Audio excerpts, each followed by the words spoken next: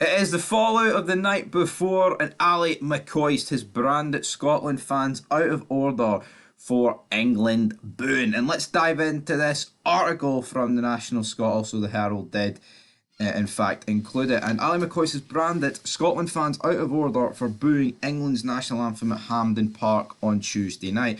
God Save the King was drowned out by the home support prior to kick-off before Florida Scotland was sung. McCoist was disappointed by the reaction and he insists that all anthems should be respected by the home support.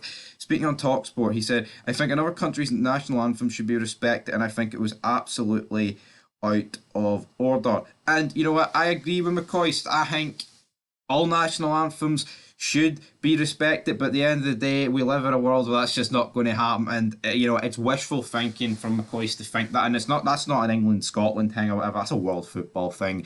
If we're being brutally honest about it, there's loads of national teams that can't really face each other or can face each other, but they're just not going to sit there and let this happen. There's a few numerous examples. But what McCoist goes on to mention next, and I think is pretty much the root cause of these problems. And I'm not saying here that it's never been booed before, because it's been done vice versa, right?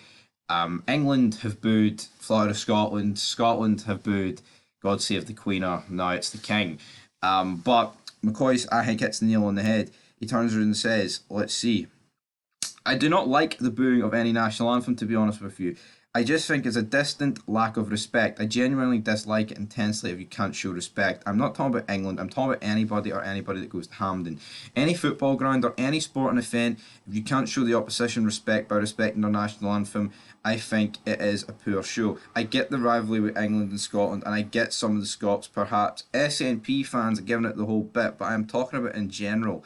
There should be respect shown for an opposing national anthem, and I think it's totally out of order. So, Jude Bellingham saying after the game that the booing of the national anthem inspired him and it pushed him on to produce what was known as a pretty great performance for Jude Bellingham. You know what?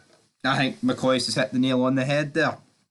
That is pretty much what is going on. He says that no national anthem should be booed, and he thinks the root cause of this is the fact that there's a lot of SNP fans. And if you look across Twitter, right, it's a lot of people going, oh, booed the English national anthem and booed Ryan Jack.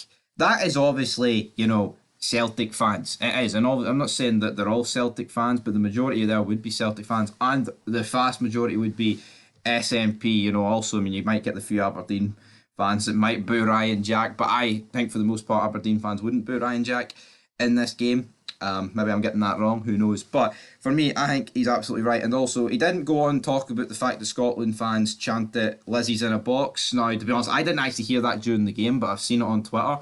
I did hear during the minute's silence that England fans were booing during it. So, it's blaming one side and then having a go at the other. But I think if you actually look at Scotland right now, 2023, regardless of the performances and regardless of whatever, I think it's more divided than ever when it comes to the SNP, and I think this is very true. There's a lot of Rangers fans that don't support the national team, and it's because of things like this. And you know what?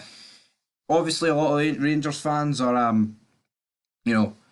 back the royal family, and if you hear that Lizzie's in a box, I mean, most of them will get on with the royal family, and are very pro royal family loyalists.